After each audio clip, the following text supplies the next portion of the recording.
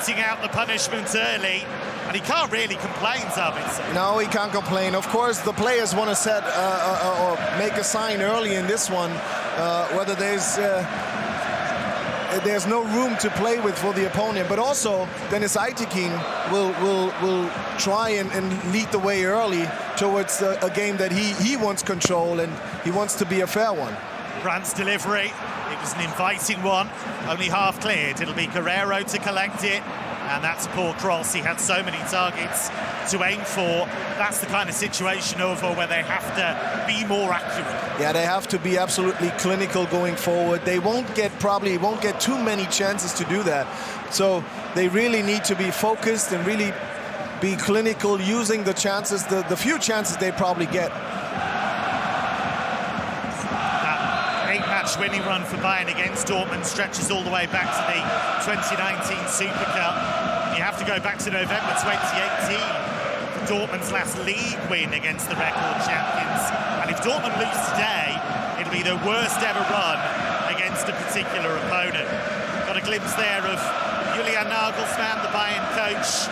He expects Dortmund to stay deep and compact and wait for chances to counter-attack. Said this would be a tough day. Yeah, I mean, that's a given that this one is not easy, not for both actually, because of course both teams really want this. But I don't think that Dortmund is going to sit too deep, because it is a team still that wants to control the ball, that wants to control the game. And also on the other side, Bayern is used to be on that side of the ball as well. So there will be some room for both teams to play with, to play in. And it comes down to who uses it to their advantage more. Niklas Süle playing at right back today. Thomas Meunier absent for personal reasons. Marius Wolf is only on the bench today. Süle has played there for Bayern on several occasions since the flag goes up for offsides. It's been a good week for Bayern. Last Friday, they hammered Bayer Leverkusen 4-0.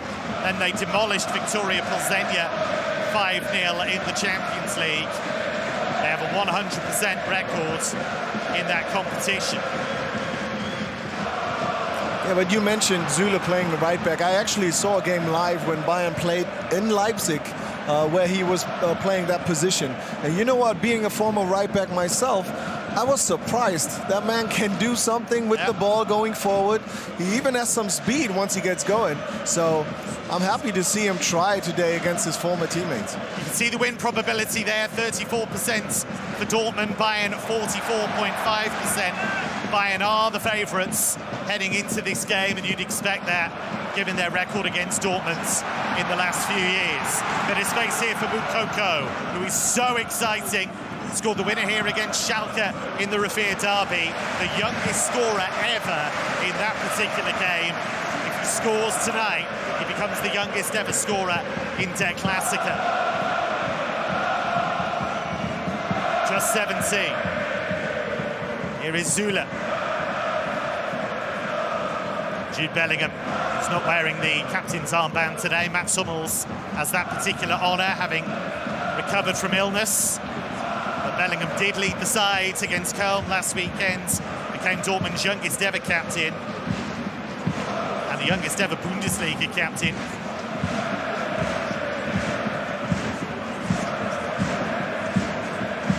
Julian Nagelsmann got plenty of criticism when Bayern had a run of 3 draws and a defeat, their worst Bundesliga run for 20 years. There was talk about his dress sense, talk about how he came to training, whether it was on a motorbike or on a skateboard. Here is Mane. Well covered. Fans celebrated that as if it was a goal. Away by Bellingham. Yeah, we know the pressure that goes with being Bayern München coach. It's so funny you mentioned his sense of dressing, his dress code. These are the things that come up once you're not as successful as people want you to be. Then they dig into anything, really. I think he's a fantastic coach, and it shouldn't be determined by the clothes he puts on his body or the way he comes to practice or to work every day. But he is a man who has an idea of football, and he won't pull back, he won't hold back, trying to fulfill his dream, his wish about football. And maybe that's some criticism that has not adapted yet, but Bayern is back into form, so why should he? People were judged on dress sense, we wouldn't have got anywhere. That's exactly what I'm saying here, Kev. Maybe you, but not me. Bit of space here for Marlon. Got plenty forward here, Borussia Dortmund. There's Jan, that's a clever ball looking for Bellingham, but well covered and well seen by Dayot Upamecano. And with Lucas Hernandez out injured right now, Upamecano and Matthijs de Ligt have been the main pairing at the back for Bayern München. Just listen to this noise. It sounds like music in my ears, to be honest. But you mentioned Borussia Dortmund has a lot of people going forward when they do.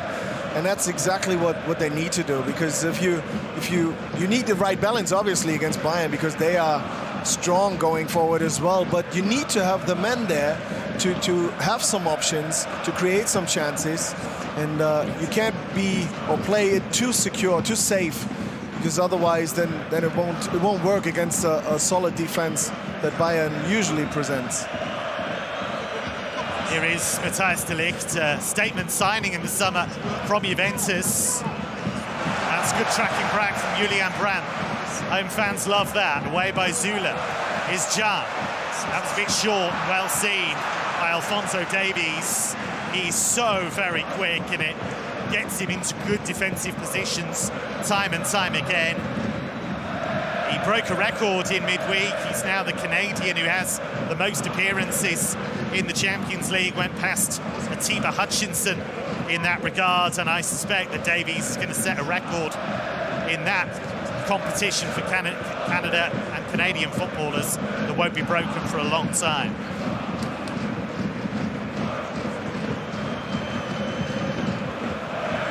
Here is Davies again. Serge Gnabry. You'll see the Bayern front four rotate all the time. This is what they do, trying to give the defence different looks. There was a late challenge there. Referee happy to play on, and it's Marlon. Daniel Marlon, trusting his pace. Brilliant challenge by Benjamin Pavard. That was outstanding from the French World Cup winner.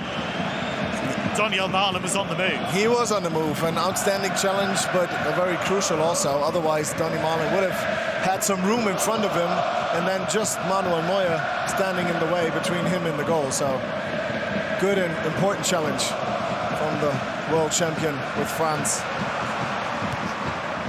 Brandt looking for Moukoko, and Upamecano stepping out of that defensive line, but here's Emre Can on the move, and he's just trying to slide it in behind Pavard. Pavard was perfectly positioned, but that's a bit short, and Moukoko on the move, and Neuer had to act quickly.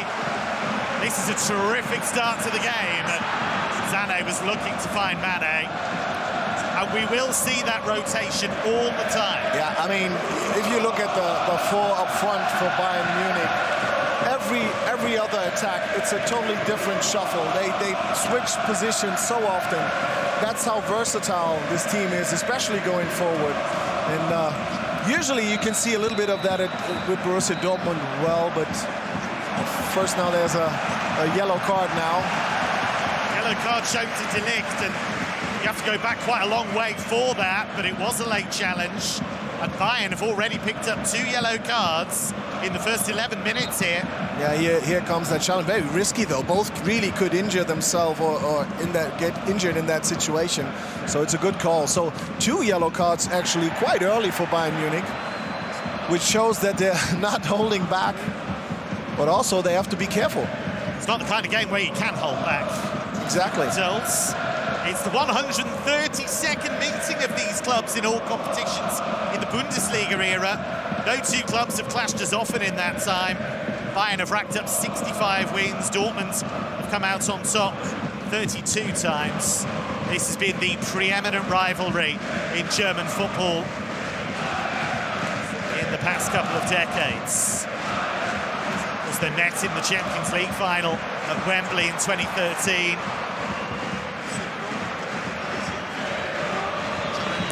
These two have won the last 13 Bundesliga titles between them. in 9 of the last 13 DFB Cups. Here's Mana. Davies. Alphonso Davies thought about the shot. Zabitzer, Goretzka, and nobody was quite on his wavelength there. It wasn't always the main rivalry in German football, Ovo, but definitely is now. Now it is now, and for quite some time. Maybe it was there was a team called Werder Bremen, which is newly promoted to the Bundesliga, which kind of had the place that Dortmund has now. So the big rival of Bayern Munich when it came to championships or other titles in the country. But for a decade or so, maybe 15 years, it's strictly this. It's Dortmund against Bayern. It's red against yellow and black, and I'm just loving it. And every game brings a different energy. This is the first one now with a full crowd back in the stadium. I think the last one was only 15,000 here, was it? No, it was a full stadium last year. But this is all.